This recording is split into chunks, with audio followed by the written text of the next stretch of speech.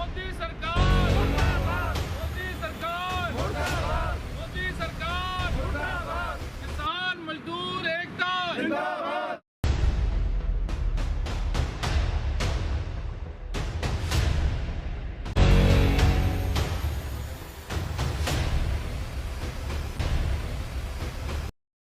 जैसे कि हमने देखा कि 26 जनवरी रिपब्लिक डे गणतंत्र दिवस वाले दिन जो कुछ भी हुआ उसके कारण किसानी आंदोलन पे कई सवाल खड़े किए गए केंद्र सरकार के द्वारा। उनको बदनाम करने की कोशिश भी की गई। जो आंदोलन लगभग 2 महीने से बिल्कुल शांतिपूर्ण तरीके से चल रहा था उसके ऊपर कई सवाल उठाए गए, लेकिन उसके कारण आज भी हम देख सकते हैं कि किसानों में बिल्कुल भी जोश खत्म नहीं हुआ, लेकिन उनके ऊपर कई ज़्यादा रेस्ट्रिक्शंस लगाई जा रही हैं दिल्ली बॉर्डर्स पर। और आप देख सकते हैं कुछ किसान भाई हमारे साथ है, उनसे बात करने की कोशिश करते हैं।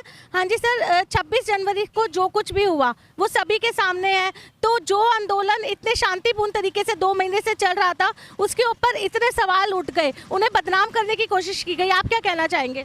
देखो जी, किसान ने ये काम नहीं किया जो 26 जनवरी को हुआ। ये बहुत ही बीजेपी सरकार ने नाजायज काम किया। ये करना नहीं चाहता बीजेपी सरकार ने, और बीजेपी सरकार ने तो ये चाहता 26 जनवरी से पहले ही किसानों को कह देना चाहिए था, जाओ कर लूँ 26 जनवरी मनाओ, मैं रद्द कर रहा इसको। ये जो किसान है चीज़ को नहीं लेना चाहता, क्यों धक्के दे रहे? हक नहीं बनता। ये सर जो राजा है, राजा परजत है, परजत नहीं परजत है, परजत राजा नहीं है। मैं यही कहना चाहता हूँ मोदी जी, अगर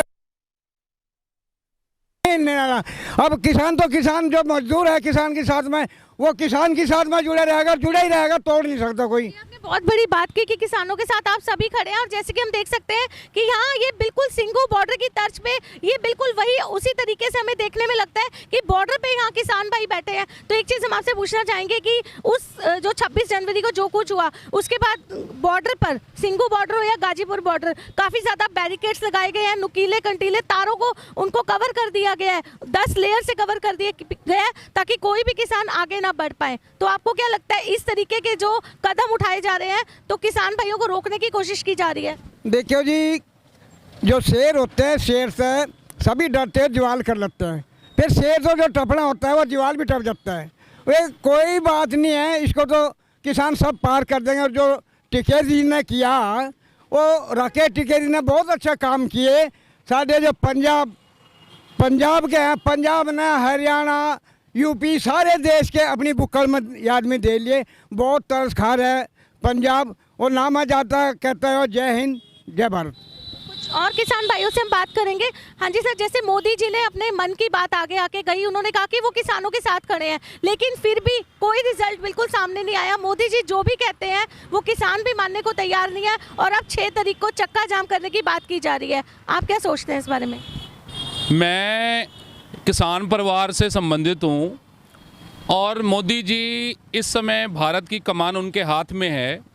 मोदी जी के पास एक समय है, डेमोक्रेसी में जो लोग होते हैं ना वो बड़े होते हैं, और किसान जो है वो भारत का अन्नदाता है। अगर वो किसान अमेरिका इंग्लैंड का भी है तो भी वो अन्नदाता ही है। आज किसानों के साथ जो खेल भारत की जो अहंकारी और जालिम सरकार खेल रही है, ये किसानों के साथ बहुत धक्का कर रही है। और किसान जो वहाँ आंदोलन कर रहे हैं वो खाली पंजाब के किसान नहीं हैं, वो हरियाणा के लोग वहाँ बैठे हैं, यूपी बिहार के लोग बैठे हैं, मध्य प्रदेश के लोग बैठे हैं, महाराष्ट्र के लोग बैठे हुए हैं। ये सब लोग जो है अपने एक डेमोक्रेटिक राइट के चलते बैठे हुए हैं। लेकिन जो आरएसएस और अंबानी और अडानी जो चाह रहे हैं किसानों के खेतों पे कब्जा करना, ये नामुमकिन है। किसान इसके खिलाफ लामबंद है। किसान जो है दिन रात की मेहनत करता है, सर्द रातों में बैठ के खेतों की जो फसलें हैं उनकी रक्षा करता है, तब जाके कहीं वो अन्न उगा पाता है और हम सबको पहुंचता है। ये देश किसानों का है, देश जवानों का है। ये जो भारत के लोकतंत्र को नीचा दिखाने की कोशिश मोदी की सरकार कर रही है, और ख़ास तौर पर मोदी की जिम्मेदारी बनती है कि किसानों की आवाज़ों को सुने। अभी आप देख पा रहे हैं, खबरों में सुन पा रहे हैं कि गाजीपुर के बॉर्डर को 3 तरफ से जो है सील कर दिया गया है। मैं पूछना चाहता हूं, क्या वो चाइना के बॉर्डर को आपने सील कर दिया है? क्या ये पाकिस्तान का बॉर्डर है जिसको आपने सील कर दिया है? अगर आपने ये जो कांटे लगाए हैं, कीले, और वहाँ बहुत उम्दा किस्म की आपने जो कटीली तारों की वहाँ व्यवस्था की है, आपको किस बात का डर है? आप किसानों से डर रहे हो? आप अगर किसानों से डर रहे हो तो उनको सुनो। आप कह रहे हो कि मैं एक फ़ोन कॉल की दूरी पे हूँ। आप दूरी पे नहीं हो, बहुत दूर हो। आप किसानों को सुनो। किसानों से वार्ता वन साइडेड नहीं हो सकती। ट्रैफिक टू वे ट्रैफिक होता है। आप किसानों को सुनो। अगर जब आप किसानों को सुनोगे तो आप जान पाओगे। वैसे तो आप कहते हो मैं ज़मीन से जुड़ा हुआ हूँ। आप खेतों में बैठ के किसानों को देखो कि वो कितनी घालना घाल रहा है, तब जाके खेती किसानी होती है। आपने बिल्कुल ठीक बात की। एक चीज़ हमसे ज़रूर पूछना चाहेंगे कि 26 जनवरी को बार बार किसानों के ऊपर एक ब्लेम लगाया गया, उंगली उठाई गई कि उन्होंने तिरंगे का अपमान किया है, जबकि सभी ने देखा, न्यूज़ चैनल्स पे चल रहा था लगातार कि तिरंगे झंडे के नीचे निशान साहिब का झंडा लगाया गया था, लेकिन बार बार उनके ऊपर यही सवाल उठाया गया कि तिरंगे का अपमान किया गया है। तो इस तरीके की पॉलिटिक्स खेलना क्या उन्हें शोभा देता है? मैं शिप्रा जी आपको ये बात बताऊं कि तिरंगे की जो शान है वो लाल किले पे अब भी बरकरार है। 26 तारीख की जो परेड थी, जिसमें कुछ युवाओं को ये लोग वहाँ गलती से वहाँ चले गए, या कुछ लोगों को ले जाया गया, या पुलिस ने वो बैरिकेटिंग का रास्ता जो सच में असली रास्ते से उनको बंद किया गया और कुछ लोग वहाँ चले गए। वहाँ पर निशान साहब का जो झंडा फहराया गया, ये सिखों का झंडा है और इसको प्रोपोगंडा किया जा रहा है कि ये खालिस्तान का झंडा है। ऐसा नहीं है। ये जो एजेंसियां हैं इनको सब पता है, ये केंद्र की सरकार इनको सब पता है, लेकिन जो गोदी और मोदी मीडिया है वो लोगों को दिखाना चाहता है, लोगों में एक भ्रम पैदा करना चाहता है, लोगों में धर्म की जो राजनीति है, धर्म का जो पाड़ा है, धर्म का जो डिफरेंस है, जो कास्टों में भारत को पहले अंग्रेजों के समय बांटा गया था, वही फिर राजनीति खेली जा रही है ताकि इनके वोट बैंक पक्के हो सके। तिरंगे का कोई अपमान नहीं हुआ। और दूसरी बात, जब आपने लाल किला बेचा, लाल किले को किराए पे दिया, तो तिरंगे का अपमान नहीं हुआ, तो लाल किले का अपमान नहीं हुआ। आज आपको अपमान नजर आ रहा है। और दूसरी बात, जब इसको सीबीआई अच्छी तरह से जांच करेगी तो आपको पता चलेगा कि जिन लोगों ने वहां शरारतें की हैं, इसमें बीजेपी के अपने लोग इन्वॉल्व हैं, मोदी के अपने लोग इन्वॉल्व हैं। ठीक बात। कुछ और लोगों से भी हम बात करने की कोशिश करेंगे। सर, जैसे मोदी जी ने अभी आपने उसमें कहा कि मन की बात उन्होंने किसानों से करनी है, वो फिर आगे आके करेंगे। एक फ़ोन कॉल के थ्रू उन्होंने कहा है कि हमारे किसान भाई इस बार मान जाएंगे। तो आपको क्या लगता है कि फिर से पॉलिटिकल एजेंडा खड़ा हो रहा है, फिर से उनकी तरफ से कोई ना कोई साजिश रची जा रही है इसके खिलाफ? बिल्कुल जी, ये साजिश है जी। और मन की बात करूँ तो मन की बात जब लॉकडाउन था तो उन्होंने मन की बात की थी कि आप अपने शॉप बंद कर दो, दुकानें बंद कर दो ताकि लोग सुरक्षित रहें। तो हमने उनकी मन की बात सुनी। उनके बाद उन्होंने कहा कि थालियां खड़का दो, हमने थालियां खड़का दी। उन्होंने कहा ताड़ियां बजा दो, हमने ताड़ियां बजा दी। उसके बाद उन्होंने कहा कि मोमबत्तियां जगा दो, हमने मोमबत्तियां भी जगा दी। लेकिन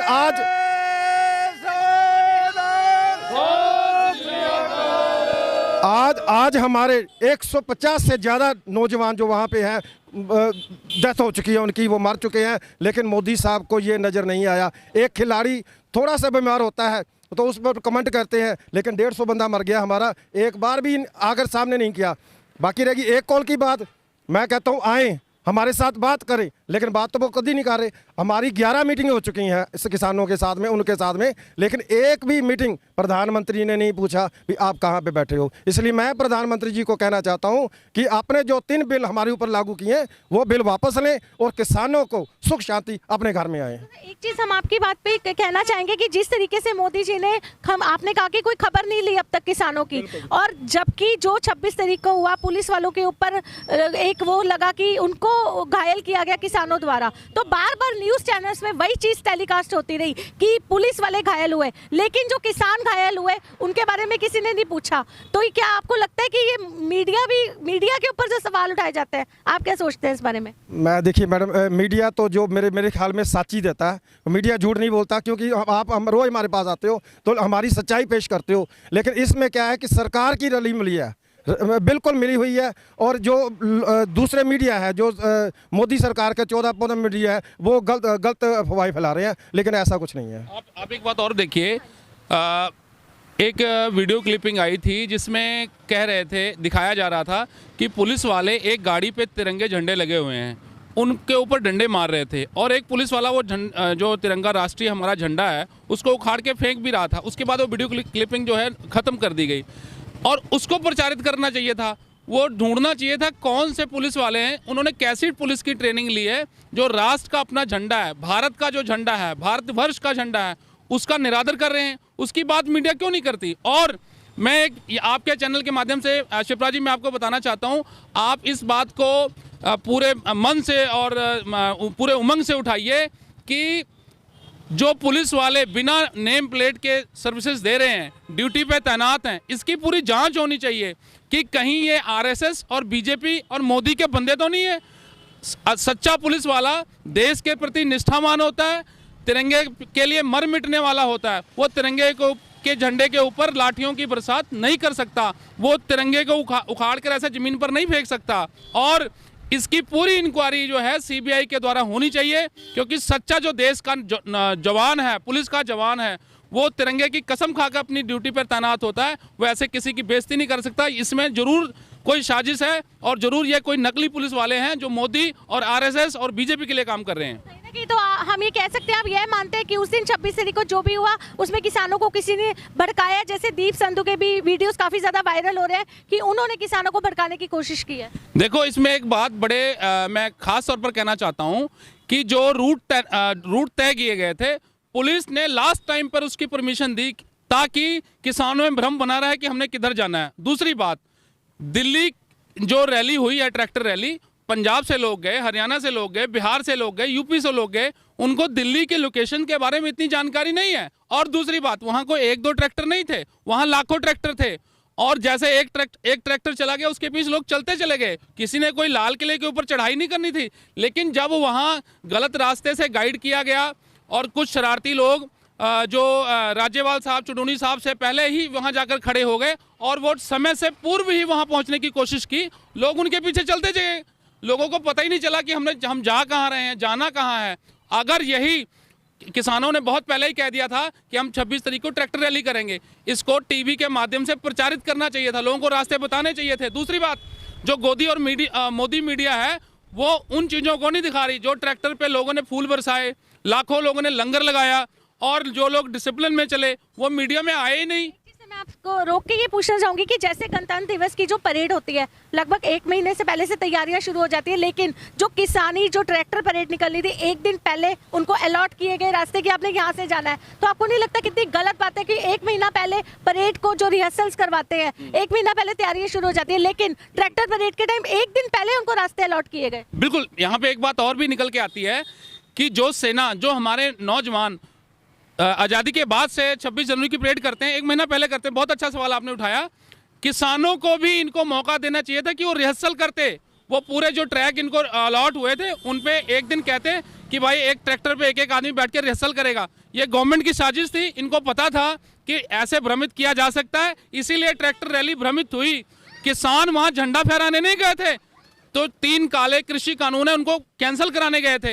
ये हमारा जो ट्रैक्टर रैली था, ये हमारा आंदोलन था, उसको पंजाबी में कहते हैं तारपीड़ो करने के लिए एक साजिश है, ताकि हम टीवी में दिखा सकें कि ये किसान नहीं है जी, ये उपद्रवी हैं, ये आतंकवादी हैं, ये पाकिस्तानी है, खालिस्तानी है। मैं आपको विशेष तौर पे कहना चाहूँगा, जो जाट आंदोलन हुआ था और जो गुज्जर आंदोलन हुआ था आरक्षण को लेकर, उसमें किसी ने उनको आतंकवादी नहीं कहा। उन्होंने रेलवे ट्रैक को रोका, करोड़ों की जो पब्लिक प्रॉपर्टी उसको नुकसान पहुंचाया। जो प्राइवेट प्रॉपर्टी थी, जो इधर हरियाणा में जाट आंदोलन हुआ, वहां प्राइवेट प्रॉपर्टी को नुकसान पहुंचाया।